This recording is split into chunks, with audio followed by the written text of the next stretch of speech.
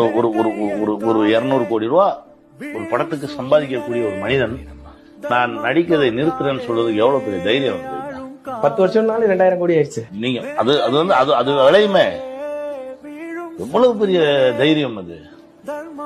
இங்க நம்ம தமிழ்நாட்டில் இருந்த நடிகர்களும் நிறைய பேர் அரசியலுக்கு வந்திருக்காங்களே, வர்றேன்னு சொல்லியிருக்காங்க, வந்திருக்காங்க, என்னென்னமோ பண்ணிருக்காங்க. யாரும் நான் நடிப்பு நிறுத்து, நான் முழுக்க முழுக்க மக்களுக்காக சேவை செய்யறேன், அடுத்து வரேன் அப்படின்னு சொல்ற தைரியம் எல்லாம் யாருக்குமே வரல சார்.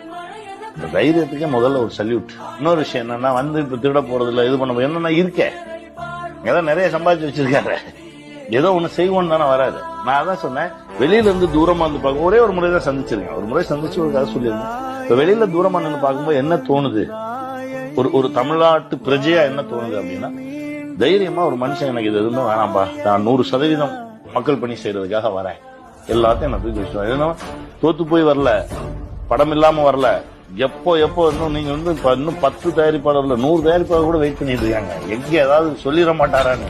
அந்த ஒரு சூழல்ல இல்லைங்க, நான் வரேன் அப்படின்னு சொல்றதுக்கு ஒரு பெரிய கட்ஸ் வேணும், அது ரொம்ப தைரியம். அதுக்குதான் நான் இறங்கி இப்பவும் சொல்றேன், அந்த தைரியத்துக்கு சல்யூட்.